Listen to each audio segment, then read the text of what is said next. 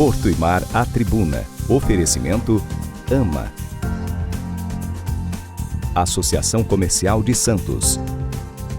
Bowline. Concais. Ecoporto Santos. Eldorado Brasil. Praticagem São Paulo. Samarco Advogados. Ivan Ord. Boa tarde a todos, mais uma vez, sejam todos bem-vindos a mais esta edição do webinar Porto e Mar 2020, promovido pelo Grupo Tribuna e que integra a programação do Porto e Mar 2020, que busca debater os principais assuntos do Porto de Santos e do sistema portuário nacional e internacional. Comigo nessa edição está o diretor de Desenvolvimento de Negócios e Regulação da Autoridade Portuária de Santos, da Santos Port Authority, Bruno Estupello, que vai debater conosco o novo plano de desenvolvimento e zoneamento do Porto de Santos, aprovado na semana passada pelo Ministério da Infraestrutura. Vamos poder detalhar um pouco mais sobre essas novas regras para a exploração da área portuária do principal complexo marítimo do país, os impactos nas suas operações, nas suas atividades, planos futuros, inclusive as consequências tanto na atração de investimentos, na geração de empregos e riquezas aqui para a região e outros projetos que estão ligados ao PDZ. Diretor, seja muito bem-vindo, uma boa tarde, prazer recebê-lo aqui no webinar Porto e Mar 2020. Boa tarde, Leopoldo, boa tarde a todos que estão nos acompanhando. Primeiramente, gostaria de agradecer aí ao Grupo Tribuna e em nome aí do Leopoldo pela oportunidade de mais uma vez estar debatendo o planejamento do Porto de Santos. Acho que vale ressaltar aqui que essa deve ser aproximadamente a 50ª vez que a gente faz uma apresentação ou debate esse tema desde que nós iniciamos aqui o planejamento no ano passado. Mas é sempre uma boa oportunidade estar debatendo esses temas com a comunidade portuária aqui de Santos. Perfeito, diretor. E até aproveitando o seu comentário, a gente já pode iniciar exatamente com essa questão. Especialmente no final do ano passado, quando se intensificaram os debates a respeito do novo plano de desenvolvimento e zoneamento do Porto de Santos, quando começou a ser divulgado alguns dos seus detalhes, como, por exemplo, a questão da clusterização, a intensificação da utilização do modal ferroviário, alguns setores portuários, alguns empresários, algumas autoridades pediram um maior debate sobre os critérios que seriam estabelecidos pelo PDZ e que foram efetivamente estabelecidos pelo PDZ. A autoridade portuária manteve sempre uma resposta constante de que já vinha debater, que fez diversas apresentações para várias entidades de classes, para várias categorias, e já estava debatendo isso com a comunidade portuária. De qualquer forma, as críticas persistiram. Efetivamente, diretor, os temas desse PDZ, as normas previstas nesse PDZ, foram ou não debatidas com a comunidade? Acho que vale a pena a gente retomar um pouquinho como foi todo o planejamento para a elaboração e concretização desse PDZ. Com a publicação do Plano Mestre, em abril de 2020, starta-se o prazo regulatório para que a autoridade portuária faça o seu PDZ. A partir de abril, então, a nova gestão da autoridade portuária começou a fazer os estudos, e a partir do momento que tivemos os primeiros números internos, as primeiras projeções internas, começamos o debate, e aí um debate qualificado, um debate mais técnico, com os operadores, os terminais, os donos de carga que trabalham em Santos, que movimentam suas cargas em Santos, para uma validação, uma checagem das premissas de modelagem.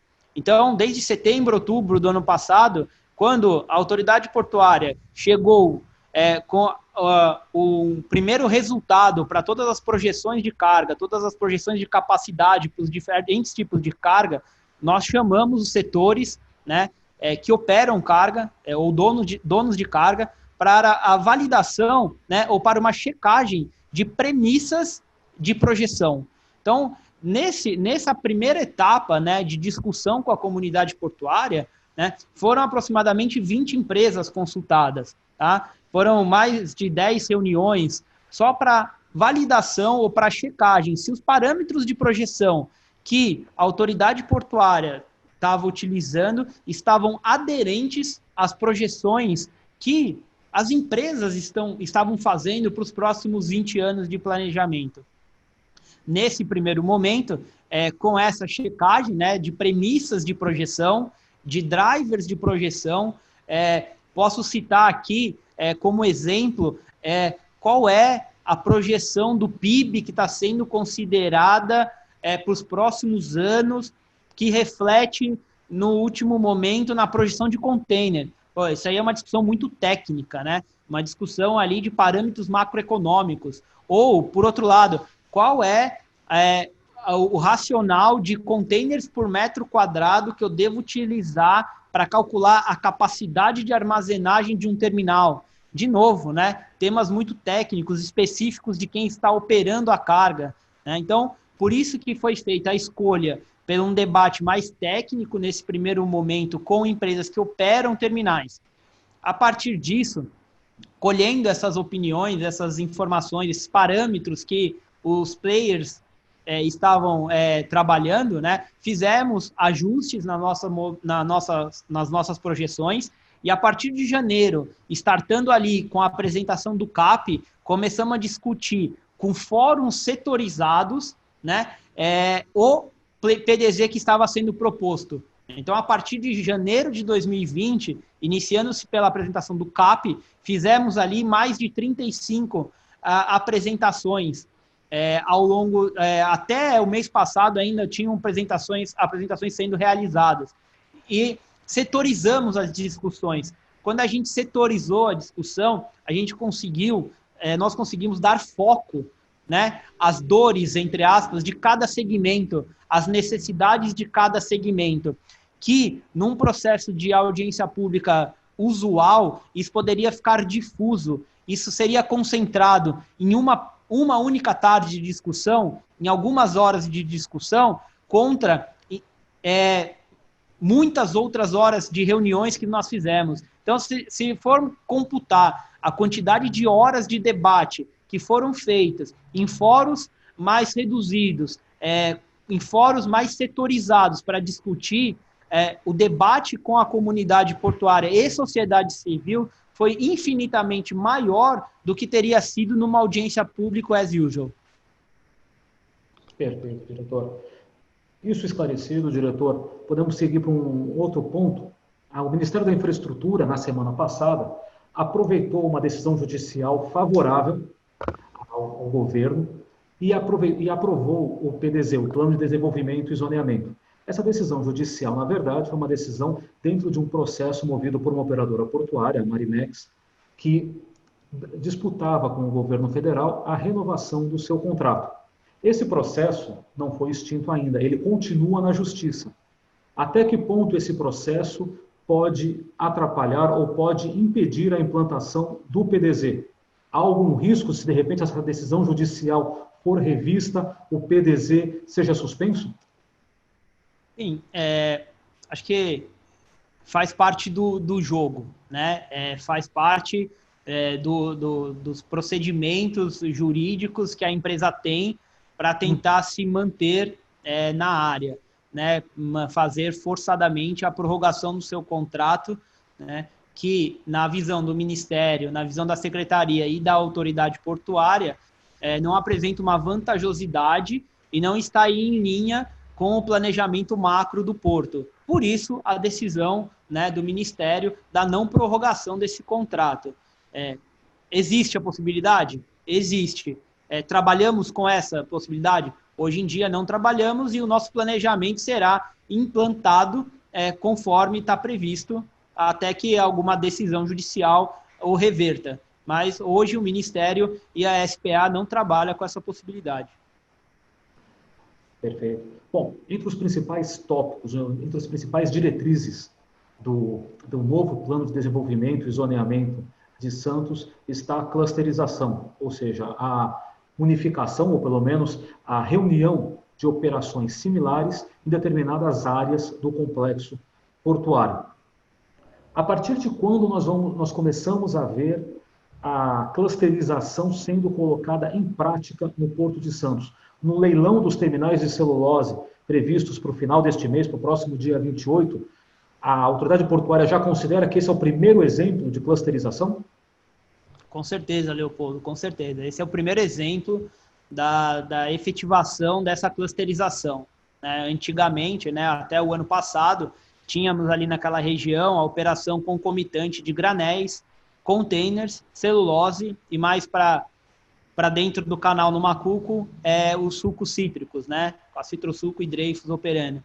Com o fim da operação de containers naquela região, com a licitação dos terminais 14 e 14A, nós temos então a formação do grande cluster de celulose na região, do terminal T31 até o final do antigo T35, ali são 4 terminais, serão 4 terminais de celulose, então formando esse grande cluster de exportação de celulose. Paralelamente, também a dedicação da área do antigo T37 para granéis, também se faz a consolidação ali da operação de granéis vegetais de embarque em toda a região da Ponta da Praia. Antes, uma pequena parcela dessa área ainda tinha movimentação de containers. Então, com certeza, a implantação, a concretização do leilão agora no dia 28 e a implantação desses terminais é o primeiro passo para a clusterização.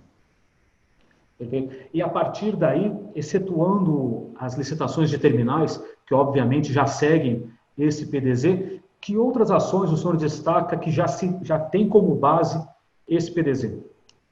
Tá.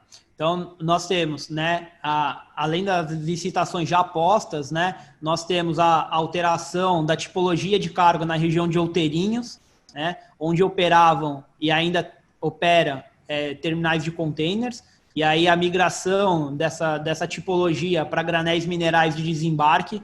Então, em breve, devemos ter aí o anúncio das novas licitações na região de Outeirinhos, com o vencimento de contratos na região do Paquetá, com a finalização dos contratos de transição também na região ali do Paquetá, o novo terminal, consolidando todas as áreas ali na região do Paquetá, também vai em linha da clusterização.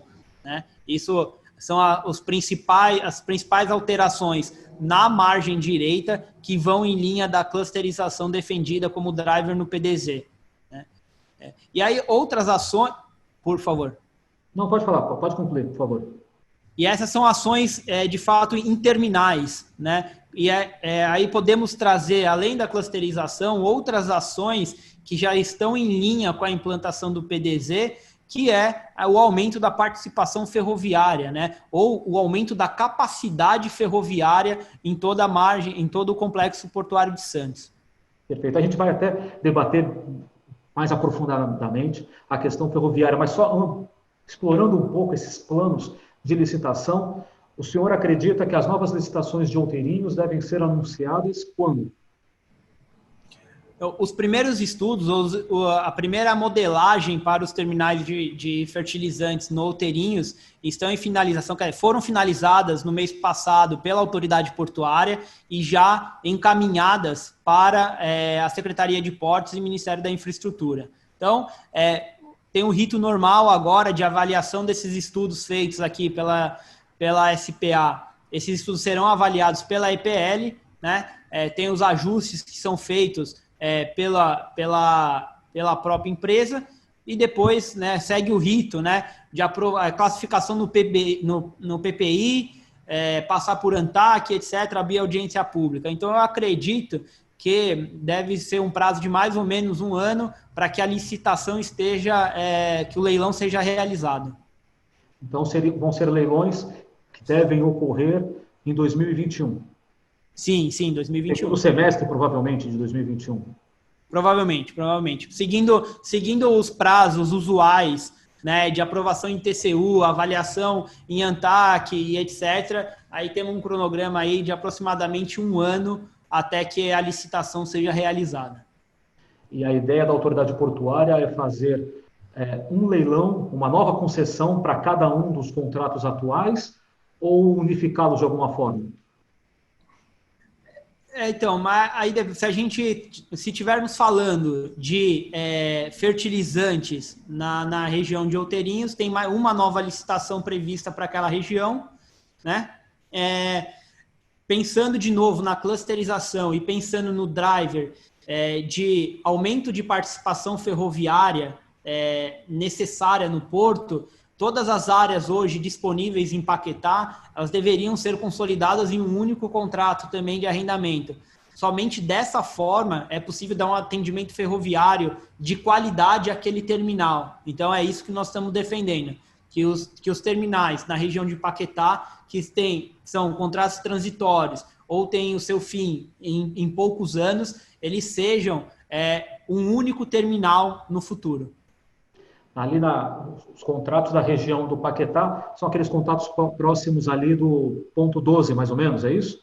Isso. Ali nós temos ali 5 contratos de arrendamento, né? É o 12A, Cereal Sul, contrato transitório hoje do 13, 14, 15, o contrato hoje precariamente mantido em operação da Rodrimar e o contrato da Riches. Perfeito. A ideia ali, então, unificar num único contrato. Que seja ali um único terminal de embarque de granéis vegetais. Uhum. A próxima leva de contratos já envolveria, ou a próxima leva de leilões para novas licitações, já envolveria o cais do Valongo? O cais do Valongo... Valongo não, o cais do Sabuó. O cais do Sabuó. Então, para o cais do Sabuó, nós estamos estudando, a modelagem está sendo finalizada no mesmo processo que a gente fez para os terminais de fertilizantes, né, ali da parte em Outeirinhos. Vamos enviar essa modelagem para o Ministério, né, para o Ministério passar pela IPL e também entrar no rito de aprovação para consulta pública e depois leilão. A realização de um leilão, ela deve levar em consideração, além da disponibilidade de áreas, por óbvio, a gente deve pensar, né, ou deve levar em consideração o momento de mercado que você vai colocar na praça uma nova capacidade. Se voltarmos aí no tempo, né, quando a entrada de grandes terminais de container no Complexo de Santos casou com uma queda de mercado, houve um grande problema aí de ocupação nos terminais de containers, né, causando aí quase que a quebra de alguns terminais. Então, 2013, né? Isso, exatamente. Então, pensando nisso, o leilão ele deve ser previsto para quando a nossa projeção de demanda, né, está mostrando que ali num gap de 4, 5 anos eu preciso de nova capacidade. E aí sim eu starto um processo de um leilão.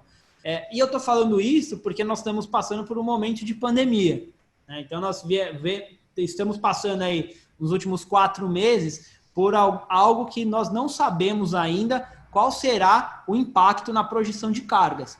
Até hoje, se pegarmos a movimentação de cargas de janeiro a julho, não impactou em nada na movimentação do Porto de Santos, né? As cargas que poderiam sofrer maiores impactos, que são containers, elas tiveram um aumento na movimentação total de aproximadamente 5%, e se a gente considerar apenas os containers cheios, né, esse volume foi exatamente igual ao de 2019.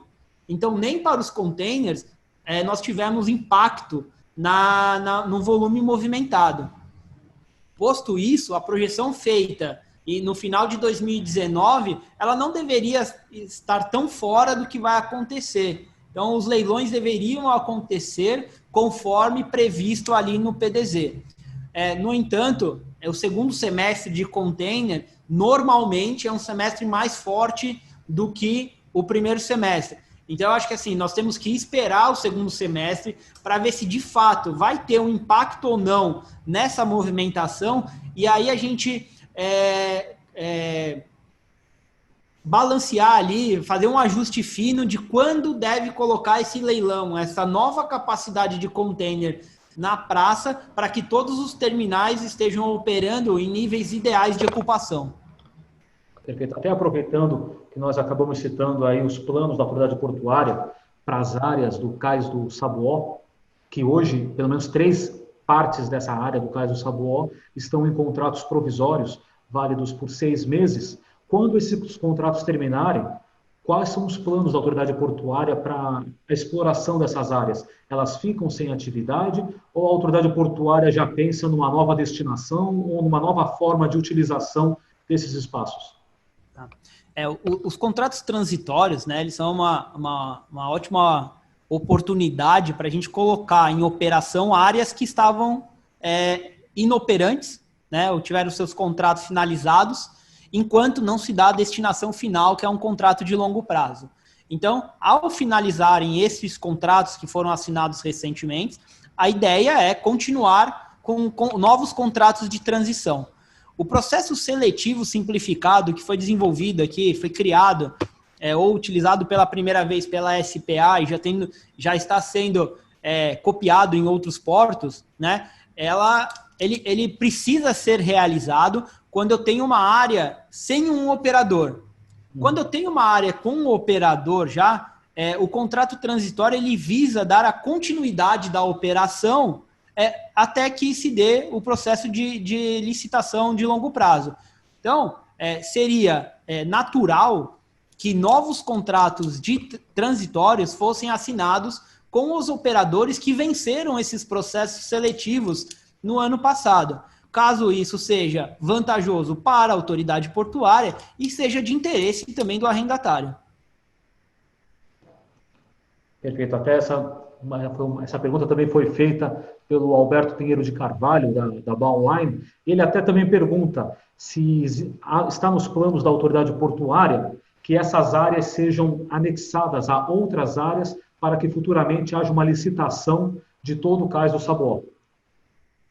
O plano, com certeza, né, quando a licitação de longo prazo, é que ali seja um único terminal. Todos esses contratos transitórios, contratos que estão por vencer, né, seja adensado num único contrato para ser licitado. Então, assim, não serão várias licitações. Se voltarmos um pouco, né, o antigo STS 10, que já estava planejado, já estava modelado, né, alguns anos atrás, ele é ali um único terminal. Então, essa é a ideia, é fazer terminais com áreas mínimas que gerem produtividade. Quando nós estamos falando de container, nós temos ali uma tipologia, né, uma área meio característica, numa relação de berço e profundidade, que você tem que ter para que o terminal de container seja competitivo. Então, sim, a ideia é adensar todas essas áreas num único contrato que vai ser licitado aí futuramente. Perfeito. Também chega aqui a pergunta do Adilson Luiz, citando ainda essas áreas do cais do Sabuó, falando sobre qual é o planejamento da APS para as áreas atualmente locadas por 6 meses. Bom, nesse aspecto o senhor acabou de responder. Um outro detalhe, também a gente vai ter aí, a princípio, no final do ano, né, como foi adiantado pelo governo federal, o leilão dos terminais, de 2 terminais de granéis líquidos no Porto de Santos, que hoje estão nas áreas ocupadas pela Transpetro, empresa da Petrobras. O PDZ ele já foi levado em consideração no planejamento desses 2 leilões, e se ele foi levado em consideração, de que forma ele pode ser percebido nesses 2 leilões? De que pode ser percebido no PDZ, né? Exato. Isso, tá. Então, sim, foi levado em consideração. O PDZ, ele foi desenvolvido, né? E várias ações aqui na SPA desde o ano passado, elas vêm sendo feitas em paralelo. Então, ao mesmo tempo que a nossa equipe estava desenvolvendo o PDZ, tínhamos outras equipes de modelagem fazendo e auxiliando o Ministério e a Secretaria na modelagem do STS 08 e 8A, na modelagem do 14 e 14A, na modelagem do terminal de fertilizantes. Então, todas essas modelagens, né, desses novos contratos de arrendamento que devem ser feitos ainda esse ano ou para o próximo ano, estão considerados ali no PDZ. Falando especificamente do 8 e do 8A, podemos ver nos gráficos de granéis líquidos um aumento de capacidade saindo da ordem de 16 milhões de toneladas para 22,4 milhões de toneladas de granéis líquidos. Aí está parte desse aumento de capacidade decorrente dos investimentos do 08 e do 8A, com a implantação de 2 novos berços na região da Lamoa, né, e mais 2 novos berços na Ilha Barnabé. Esse investimento do 8 e do 8A com os berços da Lamoa, mais os 2 novos berços na Ilha Barnabé, resultando naquele aumento de capacidade previsto para granéis líquidos no PDZ, onde você consegue ver claramente que esses investimentos estão ali no PDZ considerados. E qual a sua expectativa para esse leilão, diretor? O senhor prevê uma grande disputa por granéis líquidos no final do ano? Sim, o Porto de Santos, né, tem muitos players operando granéis líquidos, não necessariamente em áreas arrendadas, e quando a gente fala da região da Lamoa, nós temos apenas um terminal arrendado. Temos mais 5 ou 6 players do lado de fora da área do porto organizado, mas que acessam os berços de líquidos, né? Após a audiência pública, após a consulta pública, tivemos, se eu não me engano, perto de 800 contribuições, né, em consulta pública sugerindo ajustes nesses 2 terminais. Essa grande quantidade de contribuições, acho que já é um bom sinal de que os terminais ali despertam interesse muito interesse desses players em participar, né, em ter essa oferta de capacidade no Porto de Santos. Então, as expectativas são as melhores possíveis, são 2 dos maiores terminais de granéis líquidos do Brasil, quando a gente está falando em terminais arrendados, né? Então, as expectativas são as melhores possíveis. Perfeito. Diretor, já falamos um pouco sobre granéis sólidos, quando o senhor fala de Outeirinhos, fala de Paquetá, falamos agora de granéis líquidos, sobre contêineres. O PDZ também projeta uma ampliação na capacidade de movimentação para contêineres do Porto de Santos. Entretanto, a gente acaba, próprio PDZ, não antes do PDZ, mas o contrato de 3 terminais, na verdade, 3 contratos que estavam sendo administrados por um terminal, a Libra Terminais, foram extintos. Essa área vai ser dedicada à celulose, mas há um aumento de projeção na movimentação, na capacidade de movimentação de contêineres. Teremos aí um futuro terminal no cais do Saboó. Que outros planos o PDZ guarda para o setor de contêineres? Então, a grande diferença, e eu vou puxar um pouquinho as discussões que vieram desde o ano passado, porque as projeções do PDZ se diferem um pouco das projeções do Plano Mestre. Essa foi uma grande discussão que teve ao longo do ano passado. O Plano Mestre, e aí eu vou usar o container como exemplo para toda essa discussão de divergência ou de atualização que o PDZ fez em relação ao Plano Mestre. O Plano Mestre ele foi desenvolvido, né, durante o ano de 17 e 18, com publicação no início de 19.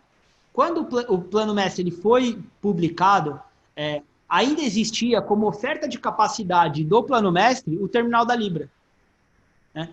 Quando o PDZ inicia os seus trabalhos, ou a gente inicia os trabalhos para a elaboração do PDZ já em 2019, a gente já tem um cenário que a oferta de capacidade dos terminais de contêiner do Macuco ela deixa de existir. Então, com isso, né, a gente vê que o PDZ, quando a gente fala em projeções de carga, ele é uma atualização natural do Plano Mestre, né, trazendo elementos que aconteceram no passado recente e não foram capturados ao longo dos anos pelo Plano Mestre e nem poderiam ser, né, porque é algo que aconteceu para frente, nem daria para prever aquilo. Então, aí eu aproveitei esse gancho para mostrar, para exemplificar a diferença em algumas cargas que tem com relação ao PDZ e ao Plano Mestre. Falando do PDZ de containers, quando a gente tira a capacidade, quando sai a capacidade, né, de movimentação de containers na região do Macuco, quando a gente pega a projeção de demanda, que até outubro, novembro do ano passado, era uma projeção aí um crescimento médio ponderado de algo em 3% ao ano, e considerando ainda os potenciais efeitos de BR do mar, né, com a concentração de Santos como um hub natural de cargas ou dos grandes conteneiros, aumentando a cabotagem e o transbordo, via-se a necessidade já no médio prazo da ampliação da capacidade de contêineres. Tá? Então, por isso, quando vocês olham, né, quando a gente analisa a curva de oferta e capacidade ali do PDZ, ou ilustrada no PDZ, a gente vê que dentro de 5 anos, dado o cenário até dezembro do ano passado, a gente já existia ali uma necessidade de ampliação da capacidade de contêineres, principalmente falando em terminais molhados, oferta de capacidade também de berço. Né? Uhum. Então, assim, a gente perdeu a capacidade de movimentação na região do Macuco, mas eu tenho que ter, e aí porque a região do Sabuó, que a gente está colocando cargas majoritariamente rodoviárias, que tem maior participação rodoviária, mas para o fundo do canal. Né? Eu evito ou eu diminuo a participação da movimentação de cargas no modal rodoviário na região mais densamente povoada e na região da perimetral, onde a gente tem maior fluxo de veículos dos munícipes. Né? Então, trazendo aí um elemento de relação porto-cidade, melhorando aí a circulação de perimetral, colocando os caminhões, né, ou cargas majoritariamente rodoviárias para o fundo do canal. Perfeito. Até aproveitando a sua colocação, o senhor já comentou um pouco sobre eventuais efeitos ou eventuais impactos do processo pandemia, do efeito pandemia no PDZ e nas operações do Porto de Santos. Mas chega uma pergunta aqui do Roberto Teller, chamando a atenção exatamente para isso, lembrando um pouco da redução no consumo devido à pandemia, e ele comenta que preocupa um possível leilão no Sabuó de um novo terminal de contêineres que poderia replicar o cenário de 2014, 2013, 2014, do excesso de oferta com baixa demanda. Com base nessa observação, ele pergunta se as projeções pós-pandemia podem frear uma retomada deste volume por alguns anos e, eventualmente, adiar por alguns anos os planos do PDZ para o setor de contêineres. Aproveitar a oportunidade para agradecer a pergunta do Teller. Temos discutido bastante sobre projeções de container aqui em Santos com os times operacionais aqui dos terminais e como eu coloquei, né, as licitações, elas têm diversos fatores que são levados em consideração para uma licitação ocorrer na data A ou na data B. Né? Primeiramente, a disponibilidade diária. Né? A gente não pode deixar que uma área seja não operacional, né? que a autoridade portuária não tenha receita, que a União não tenha receita numa área tão nobre quanto no Porto de Santos. Isso está sendo resolvido com contratos transitórios. Uso para a área enquanto a gente não tem a licitação do longo prazo. Para a licitação do longo prazo, é levado em consideração o momento de mercado. Em que momento que eu vejo, ou que as projeções indicam que existe a necessidade de nova capacidade? Então, se o momento pós-pandemia, que eu repito, até hoje, não mostrou que teve impacto nenhum em volume de carga, inclusive em containers, inclusive em containers cheios, né, mantendo exatamente o mesmo patamar, ou uma redução de 0,4% em relação a 2019, né, ou seja, um impacto quase nenhum frente ao potencial impacto que essa pandemia poderia ter, se esse momento de mercado indicar a necessidade de postergar um pouco a licitação, ela será postergada. No entanto, até agora, né, até julho, isso não foi verificado. Óbvio, tivemos alteração no mix importação e exportação, evidente. Caiu a importação, aumentou a exportação. No entanto, o volume de contêineres cheios não teve modificação até agora. Perfeito. Um outro detalhe de destaque no novo plano de desenvolvimento e zoneamento do Porto de Santos, que o senhor já destacou, é o incentivo e a projeção de uma maior utilização do modal ferroviário nas operações do Porto de Santos. Atualmente, o governo federal e a empresa concessionária do serviço ferroviário no Porto de Santos, a Portofer, estudam a renovação do contrato, ou se haverá uma nova licitação do contrato, enfim, o próprio Tribunal de Contas da União também já analisa essa medida. Já houve um esboço de uma negociação em que se previa, em que estavam previstos investimentos da ordem de 1,5 bilhão, se eu não me engano, né, 500 milhões numa margem e 1 bilhão na outra, só de melhorias na infraestrutura ferroviária. Como é que está hoje esse processo? Esse processo já avançou, já tivemos uma manifestação do TCU. Até quando vamos ter uma definição nesse contrato Portofer e que eu acredito que seja uma peça essencial para disparar os investimentos necessários para aumentar a utilização do ferroviário aqui no Porto de Santos? Exato. O acesso ferroviário ao Porto de Santos é fundamental. O aumento de capacidade do acesso ferroviário do Porto de Santos é fundamental para que os volumes projetados no PDZ sejam alcançados. Estamos trabalhando junto com a Secretaria de Portos, junto com o Ministério da Infraestrutura, num novo modelo para o acesso ferroviário do Porto de Santos. Existe uma recomendação recente do TCU para que o contrato atual não seja prorrogado. É uma decisão do TCU que o contrato atual não deve ser prorrogado. Nós já estávamos trabalhando num novo modelo desde o ano passado. Esse novo modelo, ele foi apresentado ao TCU, tá? Nós estamos trabalhando para que todos os problemas apontados por TCU e Ministério Público Federal estejam endereçados nesse novo contrato que está sendo desenhado. Esse novo contrato, ele deve vir à consulta pública dentro de 6 meses. Essa é a nossa expectativa, né? Por que ele precisaria vir em 6 meses? Porque os investimentos eles precisam ocorrer rapidamente.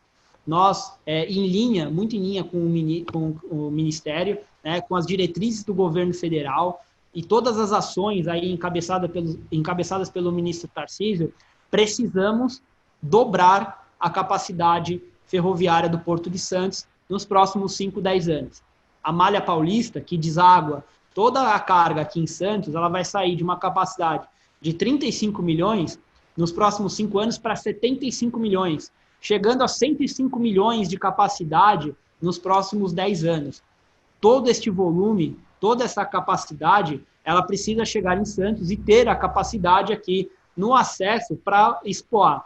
Atualmente, a Portofer tem aproximadamente 50 milhões de capacidade, 50 milhões de toneladas por ano de capacidade. Estamos movimentando da ordem de 45 milhões de toneladas já por ferrovia. Então, o aumento que terá na Malha Paulista, a nova captura de região de influência pela Norte-Sul, faz com que os investimentos em capacidade ferroviária sejam urgentíssimos para que consigamos, né, atingir as projeções de movimentação de carga colocada no PDZ. Nesse caso, diretor, o senhor falou de um novo modelo de gestão que deve ser apresentado. Como será esse novo modelo?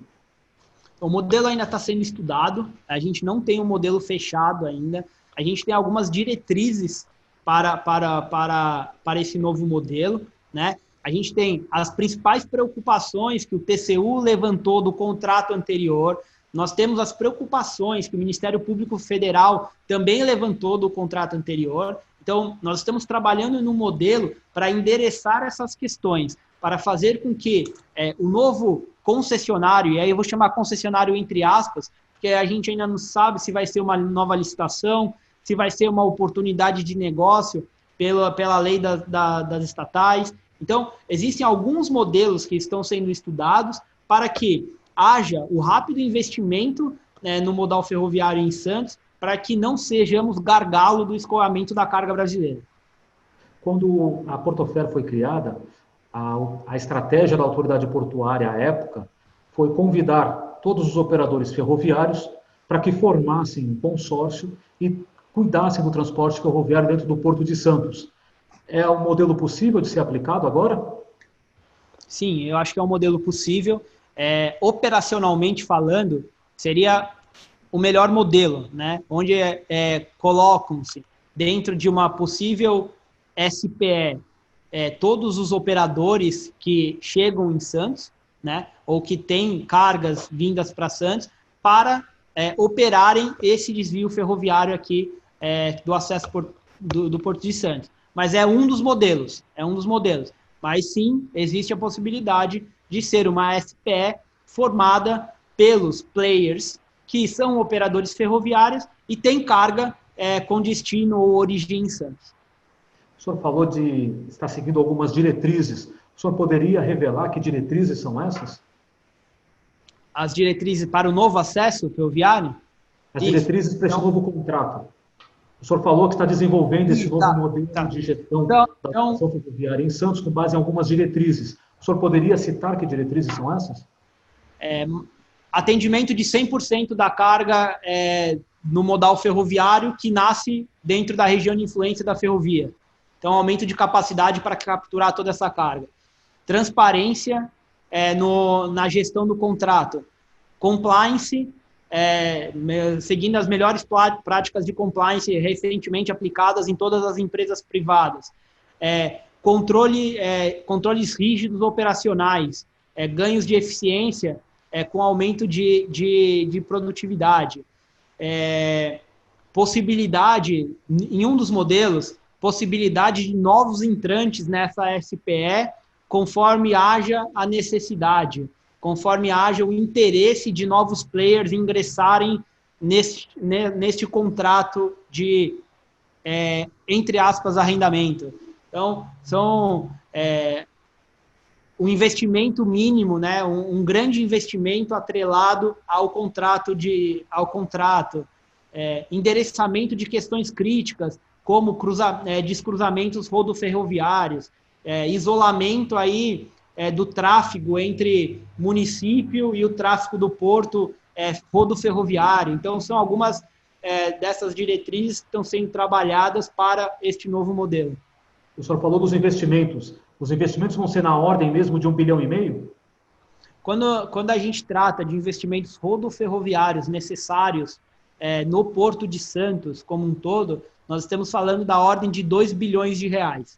Tá? Então, e nesses investimentos de 2 bilhões de reais, estão todos os viadutos necessários para o descruzamento rodoferroviário, todas as passarelas necessárias para que não tenha mais cruzamento de pedestres na faixa de trilho, o isolamento de toda a ferrovia com gradil, com muro, né, ou com qualquer forma que impeça a passagem de pessoas ali. Então, são todos a pera ferroviária, as 7 linhas de escoamento na região do Macuco, pera ferroviária, a ampliação da pera ferroviária na margem esquerda. Então, este pacote de acesso rodoferroviário em Santos tem uma previsão de investimento da ordem de 2 bilhões de reais.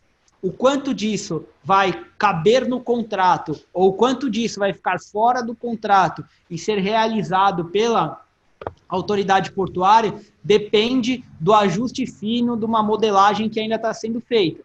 Depende, comparando com arrendamento, com EVTS de arrendamento portuário, a gente vai ter ali um fluxo de caixa. Qual o investimento que esse fluxo de caixa dessa operação consegue pagar? Vamos maximizar esse investimento para que, né, o operador deste contrato realize o máximo investimento possível, mas que tenha um contrato saudável. Até aproveitando um pouco algumas das previsões ou projeções que o senhor citou, vamos só fazer uma comparação para ver se vai dar tempo para tudo isso daí. O senhor destacou há pouco que a capacidade da Portofer hoje, 50 milhões de toneladas ano, está ocupando 45 milhões de toneladas ano. Ao mesmo tempo, numa entrevista feita aqui mesmo durante um dos primeiros webinars Porto e Mar 2020, o Guilherme Penin, da Rumo, destacou que em 2022 eles começam a utilizar uma nova composição ferroviária com 120 vagões, aumentando ainda mais a capacidade de transporte ferroviário que vai escoar, sim, no Porto de Santos. O senhor citou que o novo modelo de gestão, um novo modelo de contrato para o consórcio ferroviário, para a concessionária ferroviária que vai assumir o serviço aqui dentro do Porto de Santos, deve ser apresentado em 6 meses. Se esse contrato vai ser apresentado em 6 meses, é possível que essa negociação vá se desenvolver durante 2021. A pergunta é, vai dar tempo de nós evitarmos um gargalo ferroviário no Porto de Santos? Essa é a corrida que nós estamos fazendo aqui. Então, os investimentos, existem investimentos ferroviários sendo feitos atualmente, né? Eu posso citar aqui as 4 linhas que chegam nos terminais da Ponta da Praia. É uma obra que está sendo feita no contrato atual ainda. E este contrato atual tem o fim em 2025. Mas a operadora ferroviária hoje está fazendo esses investimentos. Então, existem investimentos sendo feitos que já ampliam um pouco a capacidade de escoamento do porto. Os projetos executivos de diversas dessas obras também estão em curso, né? Ou estão sendo iniciados, para que, a partir do momento que eu tenho um novo contrato, eu tenho uma solução desse novo contrato, eu já inicie, talvez, a etapa de obras, e não eu inicie aí um processo de projeto executivo para depois licitar uma obra e etc. Acho que dá para eu trazer uma fala que eu fiz há poucos minutos, assim, nós estamos fazendo tudo isso em paralelo. Nós estamos projetando os terminais, desenvolvendo o PDZ, tendo que resolver o problema de capacidade ferroviária, projetando os viadutos, então está tudo correndo em paralelo. O cronograma é apertado? É desafiador? Muito, mas nós estamos correndo para que não hajam novos gargalos para o escoamento das cargas em Santos. O senhor acredita que esse novo contrato com a concessionária, com a nova concessionária deve ocorrer quando? Sim, como eu comentei, a expectativa é que dentro aí de 6 meses isso entre em consulta pública. Entrando em consulta pública, vamos seguindo os ritos normais. Se pudermos traçar um paralelo entre um arrendamento portuário para este novo contrato, em torno de 1 ano. Mas, assim, é imprevisível, né?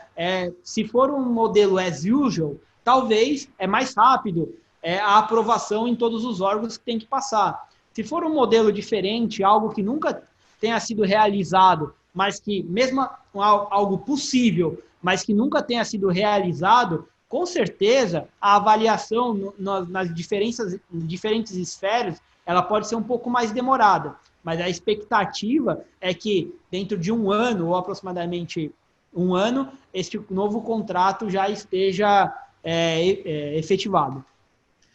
Perfeito. Uma outra observação em relação à capacidade ferroviária é como ela está ligada, ou pelo menos o projeto da Pera Ferroviária está ligado à nova exploração da área do 35 para a atividade de celulose. Alguns consultores até chegaram a citar que, sem a garantia da Pera Ferroviária, o próprio leilão dos terminais de celulose poderia ser impactado negativamente. Essa garantia, pontualmente, está no PDZ, mas não existe ainda que a operadora ferroviária vá fazer. O senhor teme algum impacto disso no leilão? Eu acredito que o impacto no leilão, o impacto em todos os arrendamentos, né, da margem direita, ele é um problema que a gente está endereçando com esse aumento de capacidade ou buscar o aumento de capacidade. Não é somente a Pera Ferroviária, são todos os investimentos rodoferroviários na margem direita que podem impactar tanto a capacidade de movimentação do 14 e 14A, como de todos os outros terminais da margem direita. E aí não é só a Pera Ferroviária, é a Pera Ferroviária, são as linhas do Macuco, são os viadutos de descruzamento rodoferroviário. Então, a gente centrar na Pera Ferroviária, ou somente na Pera Ferroviária, o sucesso ou não do 14 e o 14A, eu acho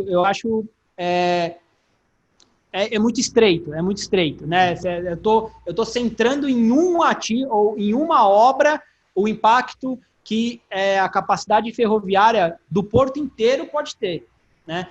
Só na margem direita são 15 terminais impactados aí no mínimo pelo aumento de capacidade ferroviária. Então, assim, de fato, a capacidade ferroviária impacta no 14 e 14A? Sim. Como foi previsto isso para minimizar este impacto num leilão? Na matriz de risco do contrato, a não entrega de capacidade ferroviária é um item que está como na matriz de risco do poder concedente.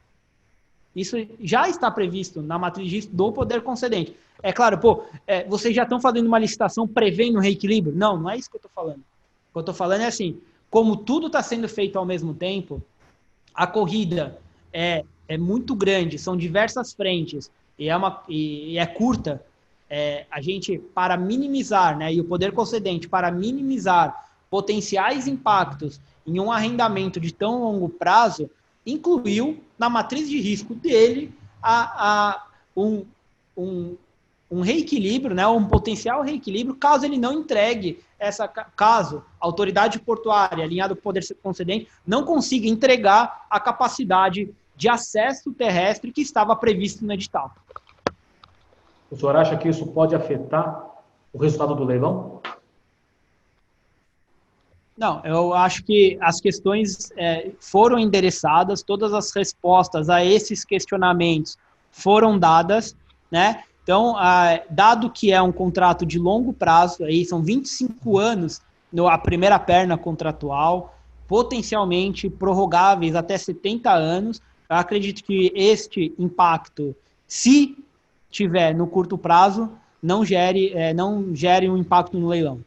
Perfeito. Aproveitando até nossa conversa sobre a questão ferroviária, vem a pergunta aqui do Vicente Abate, da Abifer, em relação a esses projetos, como está o entendimento entre ANTAQ e a NTT sobre esses projetos ferroviários no Porto de Santos? Existe sinergia? Tá, como assim, é de conhecimento de todos, né, a ANTAQ e a NTT, eles têm um convênio, né, para regular, né, o acesso ferroviário dentro de poligonais de porto organizado.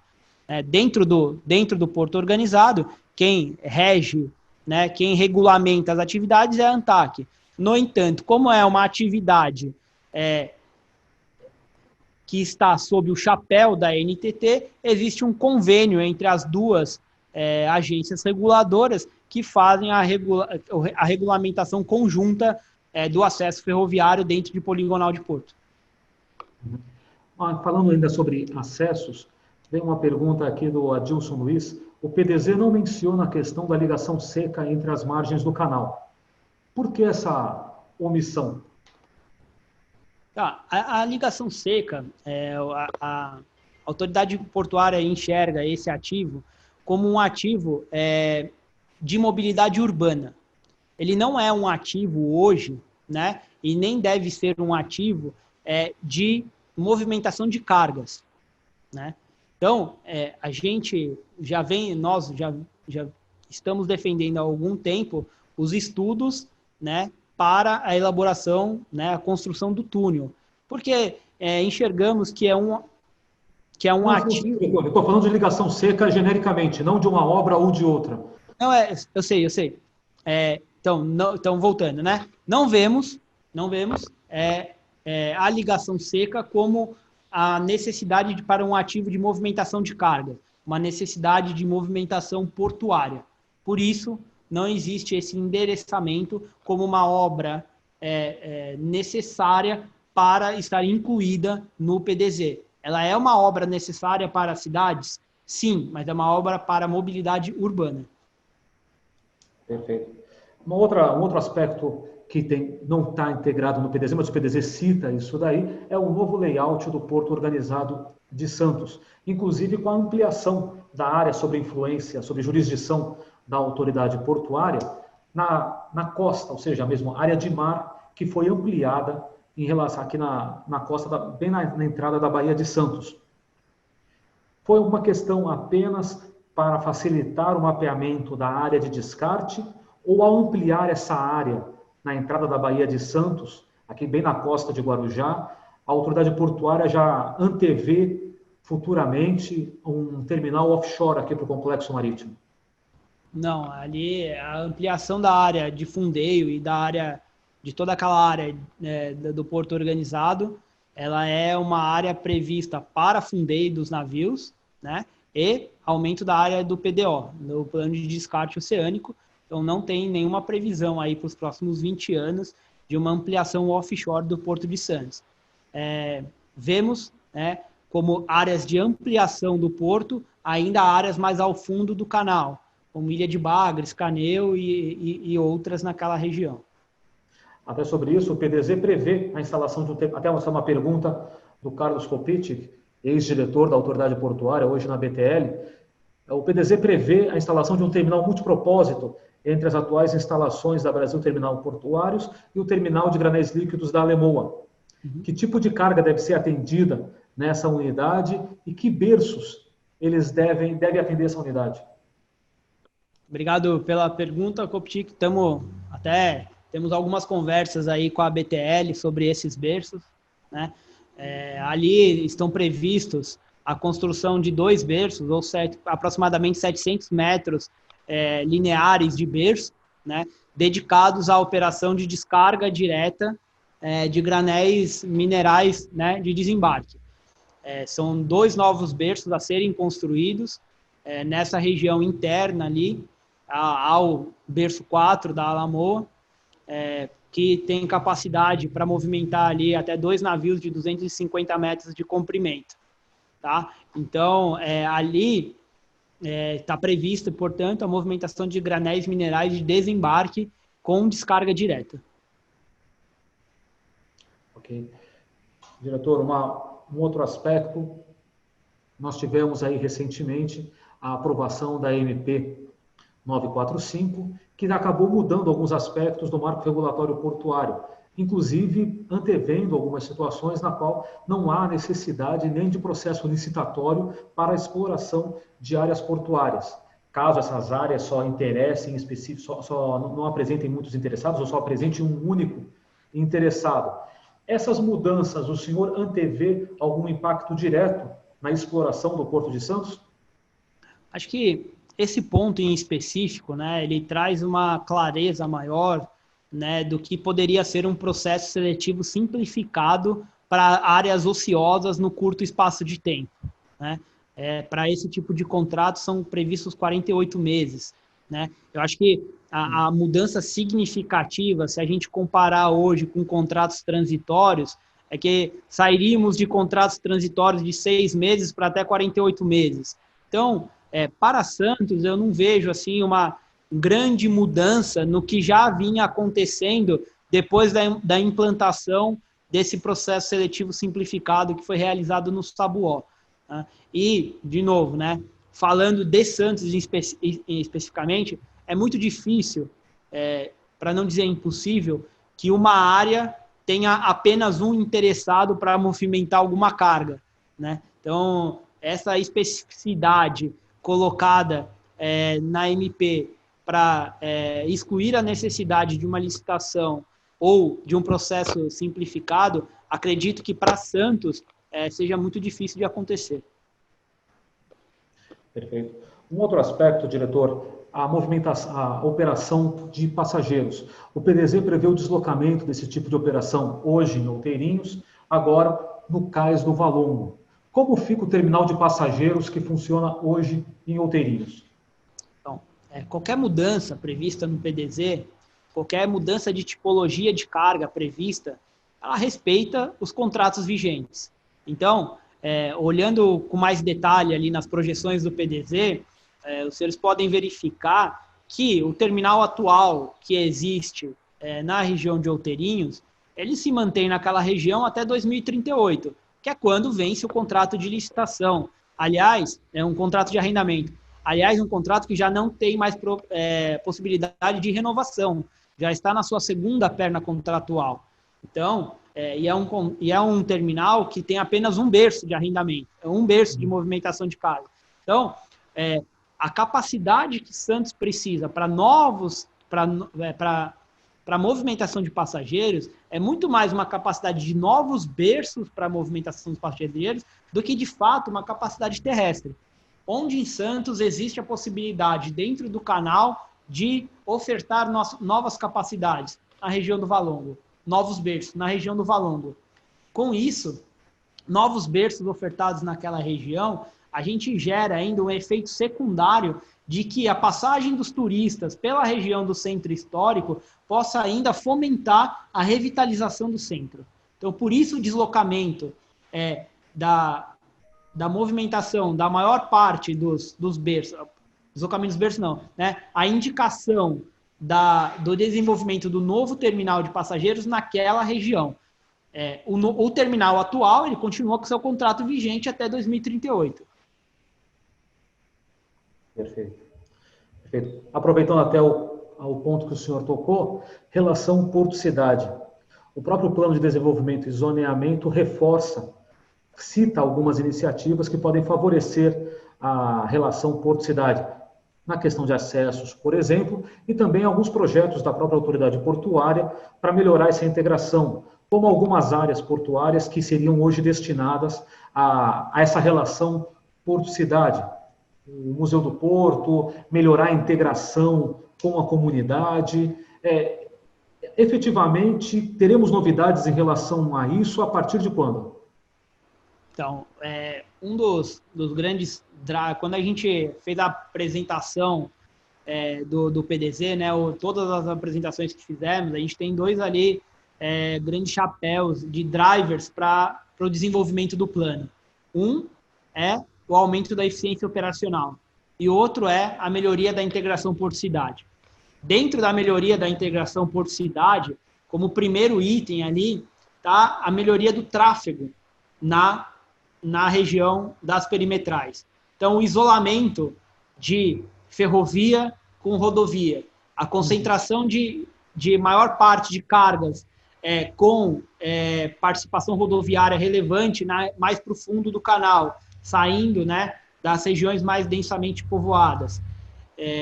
Destinação da região do Valongo para esse terminal de passageiros.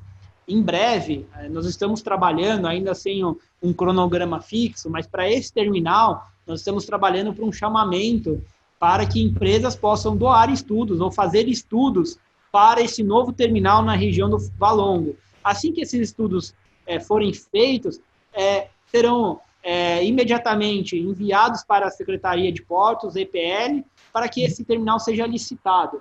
Tá? Então, estamos trabalhando neste ponto específico para que um chamamento seja feito. Então, só pontuando de novo, isolamento do tráfego, né, ou separação desse tráfego, né? Então, rodo ferroviário com a construção de viadutos e etc., destinação do Valongo. Nós temos uma ação junto com a Prefeitura do Guarujá, né? Estamos trabalhando aí num novo convênio junto com a Prefeitura do Guarujá para retirada daquelas famílias da região da Prainha, né? E realocação em moradias, né? Dignas, né? Aquela região hoje tem moradias ali muito precárias, né? As pessoas vivem ali em situações precárias, então trabalhando com a Prefeitura do Guarujá para a realocação dessas famílias e destinação daquela área para uma área portuária. Então,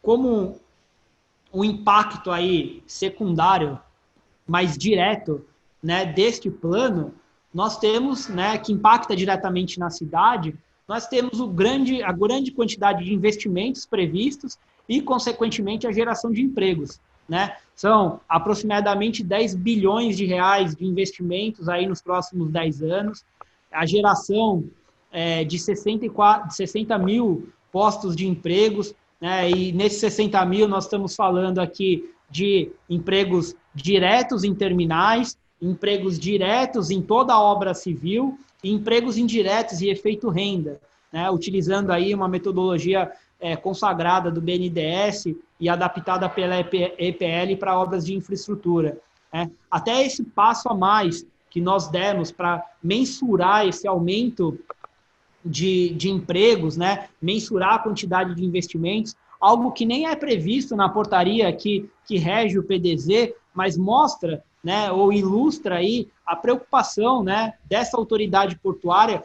com essa integração porto-cidade, com o desenvolvimento da comunidade portuária e da comunidade das cidades aqui em torno do Porto de Santos. Essa geração de empregos também também envolve tanto obras quanto a própria operação dos terminais portuários. Em relação aos empregos gerados para a operação de terminais portuários, o senhor vê que esses empregos vão poder ser aproveitados pela comunidade aqui da região? Ou seja, a região tem produzido profissionais qualificados para aproveitar essa oportunidade? E caso não tenha, a autoridade portuária pretende procurar ou se reunir com centros de ensino, ou mesmo estabelecer algum projeto através do CENEP, o Centro de Excelência Portuária, ligado à autoridade portuária, ao CAP e à Prefeitura de Santos, para motivar essa qualificação dos profissionais locais? Nós acreditamos que sim, que é possível que parte desses empregos, ou a grande maioria desses empregos, sejam gerados para pessoas que residem aqui nos municípios, nas cidades em torno do porto, né? O ter um PDZ, aí eu vou voltar um pouquinho no estratégico, de que por que precisamos ter um planejamento efetivamente colocado em prática, ou efetivamente divulgado e aprovado isso mais constantemente. Quando a autoridade portuária ou quando o Ministério divulga os planos para os próximos 20 anos, ou divulga os planos para os próximos 10 anos, que seja, ele provoca, né, ou ele mostra para a comunidade o que será necessário para os próximos anos. Que tipo de emprego vai ser necessário para os próximos anos? Que tipo de terminal que eu vou desenvolver nos próximos anos? E aí, as entidades de ensino, as entidades de classe, os sindicatos, eles podem se preparar para esse novo emprego. Eles podem se preparar para esse novo porto, né? Então, não é uma coisa que muda de um dia para o outro, mas ao mostrar esse planejamento, ao colocar esse planejamento na praça e falar, olha, este é o planejamento que está aprovado, esse é o planejamento que o poder concedente e a autoridade portuária devem seguir pelos próximos anos, você provoca naturalmente o desenvolvimento e a formação de nova mão de obra. A requalificação da mão de obra que existia no porto até então, mas que no futuro próximo pode não existir. Porque por causa da evolução natural dos terminais, de níveis de tecnologia. Então, eu acho que esse é um ponto que você comentou, que é mais um ponto fundamental de termos constantemente aprovados, né, novos planos. O PDZ não deve ser algo estático e que fique sem uma aprovação, sem uma atualização durante 14 anos, como ficou recentemente. Com isso, a comunidade portuária, os empresários, ficam sem saber como se planejar para os próximos anos. O que será que está na cabeça dessa autoridade portuária? O que será que eles estão prevendo para os próximos anos? Com um plano posto na mesa, com diretrizes claras do governo federal, esse planejamento, tanto das empresas, quanto de sindicatos e entidades formadoras de mão de obra, fica muito mais claro. Então, eu acredito que existirão novos postos de trabalho para pessoas da região e que os institutos de ensino e sindicatos irão promover essa formação. Se necessário, com o apoio da autoridade portuária, estamos dispostos a conversar e atuaremos em parceria, se necessário, para auxiliar nessa formação. Perfeito. Diretor, eu sei que a sua agenda é intensa, até agradeço o tempo que o senhor tem dedicado ao webinar Porto e Mar. Já estamos chegando na fase final do nosso webinar, mas ainda dá tempo de pelo menos fazer 2 perguntas. Uma delas foi enviada pelo consultor Ivan Jardim. Ele fala que as intervenções necessárias no Porto de Santos estão sendo alocadas aos próprios arrendatários e que poderão reequilibrar os seus contratos conforme a metodologia existente. Em caso de não viabilidade dentro do prazo contratual de cada contrato, a autoridade portuária está confortável com redução de valores contratuais? E em casos de altos valores de investimentos, em que os arrendatários manifestarem não ter condições de financiamento para a realização imediata, como a autoridade portuária irá atuar? Bom, as regras são claras e existentes há muito tempo, né? Não tem nenhuma novidade em cálculos de reequilíbrio aí nos últimos anos. Então, se for uma imposição da autoridade portuária, um investimento, né? E aí uma imposição ela deve ser tratada como um fator superveniente, existem regras, né, já postas que trabalham em cima do reequilíbrio contratual por fator superveniente. Se não for um fator superveniente, né, então existem outros caminhos a serem tomados. O que eu estou falando de um caminho com fator superveniente é a possibilidade da extensão do prazo contratual, mesmo que findado o segundo prazo, em até 25%. Mas para isso ser realizado, eu preciso provar que é um fator superveniente, né? Se não tem isso, não tem como a autoridade portuária obrigar um investimento dentro de um contrato de arrendamento já em andamento.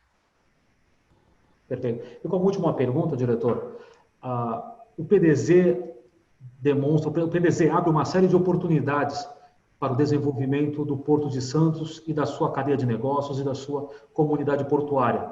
Na sua opinião, na opinião do Bruno Estupello, qual é a maior oportunidade que o novo PDZ de Santos abre para empreendedores e, simultaneamente, qual é o maior risco que tem que ser levado em consideração nesse processo?